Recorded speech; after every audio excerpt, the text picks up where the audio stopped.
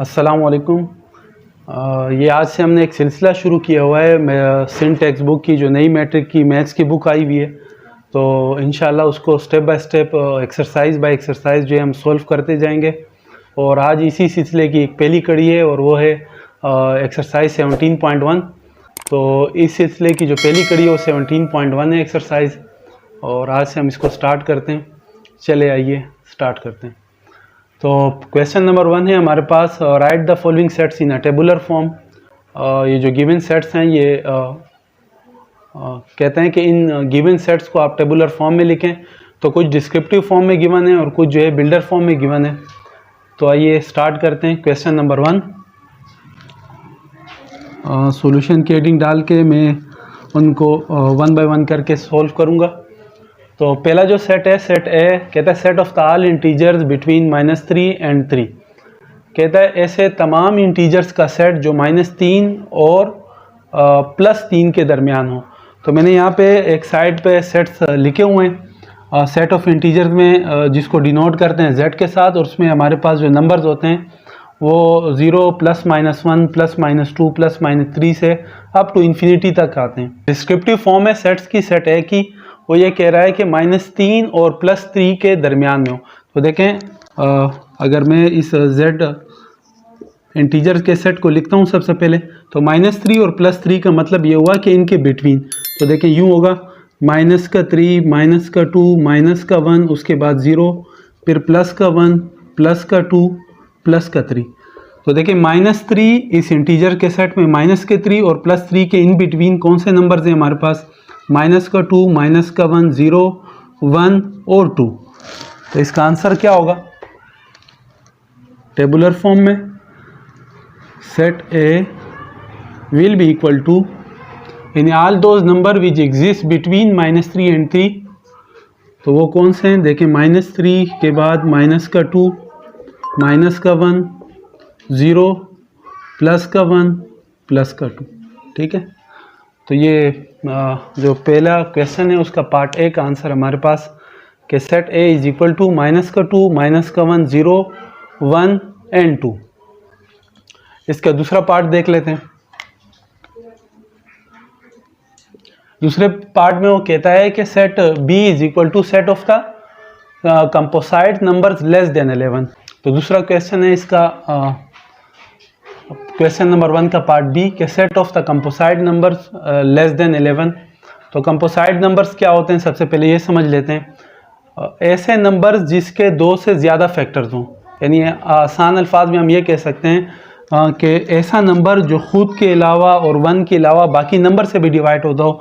For example 4 है, तो 4 जो है वो 2 से भी डिवाइड हो जाएगा, 4 से भी डिवाइड हो जाएगा, और 4 जो है वो 1 से भी डिवाइड हो जाएगा। ठीक है। तो हम कहेंगे ये 4 जो है ये एक कंपोसाइट नंबर है। उम्मीद है कि कंपोसाइट नंबर का कंसेप्ट समझ में आ गया होगा।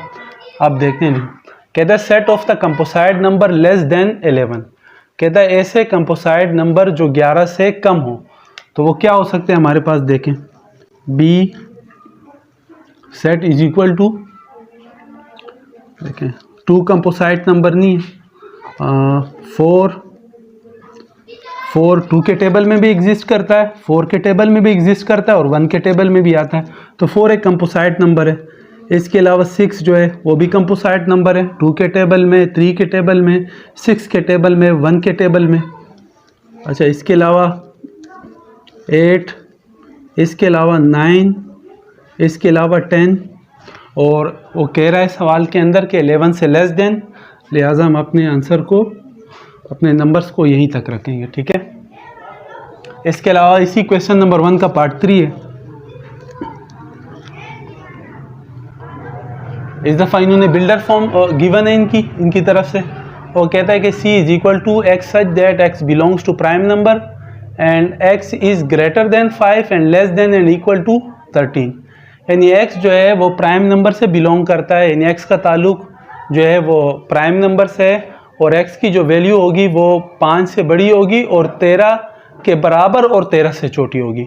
तो सबसे पहले प्राइम नंबर देख लेते हैं। प्राइम नंबर ऐसे नंबर होते हैं कि जो खुद के टेबल में आते हैं और 1 के टेबल में आते हैं, इसके अलावा किसी दूसरे टेबल में नहीं आते हैं, यानी एग्जिस्ट नहीं करते हैं, ठीक है। तो प्राइम नंबर भी मैंने यहाँ पे लिखे हुए हैं, प्राइम नंबर्स का सेट जिसमें 2 है, 3 है, 5 है, 7 है, 11 भी होता है, 13 भी है, इसके अलावा 17 है, 19 है, 23 है, अप टू इन्फिनिटी काफ़ी हमारे पास प्राइम नंबर्स हैं। तो हमें यहाँ पे लेना क्या है, और क्वेश्चंस में हमसे पूछा जा रहा है, उसके अंदर हमें एक लिमिट गिवन है, और वो लिमिट ये है कि भाई 5 से बड़ा हो और 13 से छोटा और बराबर हो।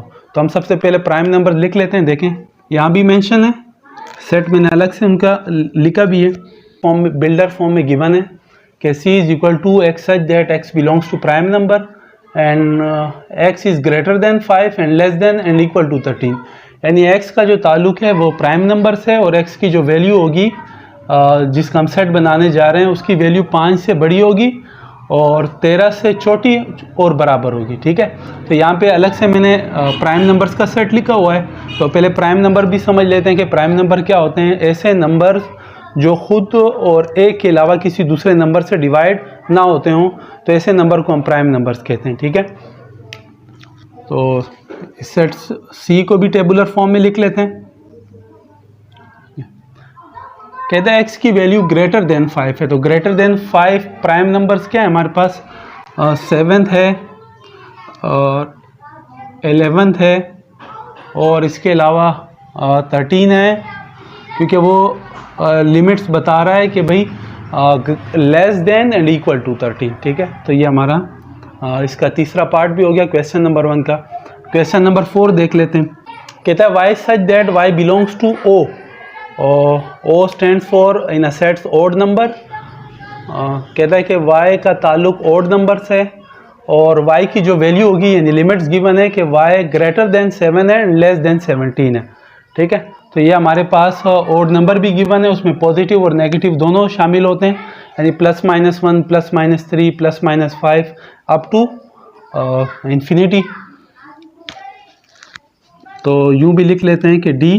अच्छा, यहाँ पे हमने जो नंबर लेने हैं ओड नंबर्स वो पॉजिटिव लेने हैं, क्योंकि वो जो लिमिट्स हमें गिवन है क्वेश्चन नंबर 1 के पार्ट डी में कि y की वैल्यू ग्रेटर देन 7 है और लेस देन 17 है। तो ग्रेटर देन 7 ओड नंबर 9, इसके अलावा 11 और इसके अलावा 13, इसके अलावा 15, बस 15 तक, ठीक है। हम 17 भी शामिल करते, तब शामिल करते अगर वो इस कंडीशन में यूँ हमें बता रहा होता कि y की value less than and equal to 17 है, तब हम 17 भी लिख लेते हैं। लेकिन वो कह रहा है कि y की वैल्यू लेस देन 17 है, तो लेस देन 17 में हमारे पास जो लास्ट ओड नंबर है वो है 15। अच्छा, इसी तरह क्वेश्चन नंबर 1 का जो पार्ट 5 है, ई से उसको डिनोट किया है कि z such that z belongs to real numbers and z square is equal to 121। यहाँ भी हमारे पास एक कंडीशन है, कहता है कि z का ताल्लुक जो है वो है रियल नंबर के साथ, और एक कंडीशन गिवन है, एक इक्वेशन दे दी इन्होंने कि z square is equal to 121। यानी जो हमारे पास नंबर होगा इन z की वैल्यू हम जब रखेंगे तो उसका स्क्वायर करें तो हमारे पास 121 आ जाए, ठीक है। तो यहाँ पे मैंने रियल नंबर्स भी लिखे हुए हैं, रियल नंबर स्क्वायर से डिनोट करते हैं, और उसके अंदर x such that x is equal to p by q and x does not equal to p by q. क्या मतलब हुआ कि x is equal to p by q, यानी इसमें रेशनल नंबर हमारे पास शामिल है, और x does not equal to p by q यानी ये हमारे पास इरेशनल नंबर हो जाएंगे। एंड p एंड q बिलोंग्स टू z यानी integers, and q does not equal to 0, यानी अगर q की वैल्यू 0 हो जाएगी तो ये चीज़ इन्फिनिटी हो जाएगी। बहरहाल वो एक कंडीशन गिवन है। बात करने का जो मकसद है वो ये है कि जो रियल नंबर्स होते हैं उसमें हमारे पास रेशनल और इरेशनल दोनों शामिल होते हैं। क्वेश्चन नंबर 1 का पार्ट 5 जो इसमें कंडीशन गिवन है कि z square is equal to 121, और z का ताल्लुक हमारे पास जो है वो रियल नंबर से है, तो z की हमने ऐसी वैल्यू रखनी है कि उसका स्क्वायर करूँ तो 121 आ जाए। लेकिन इसमें प्लस माइनस में रख सकता हूँ, रेशनल इरेशनल दोनों वैल्यूज़ रख सकता हूँ। लेकिन अगर मैं z की जगह पर 1 प्लेस करता हूँ फॉर एग्जांपल, तो 1 का square is equal to 1 into 1, 1 1 ज़ार 1, 121 नहीं आता। अगर मैं 2 रखता हूँ तो 2 का स्क्वायर 4 हो जाएगा, 3 का स्क्वायर 9 हो जाएगा, 4 का स्क्वायर 16, 5 का 25 और 6 का 36, 7 का 49। देखें अगर मैं यहाँ पे 11 रख लेता हूँ, देखें z की जगह पर 11 और 11 का स्क्वायर मीन्स 11 मल्टीप्लाई 11।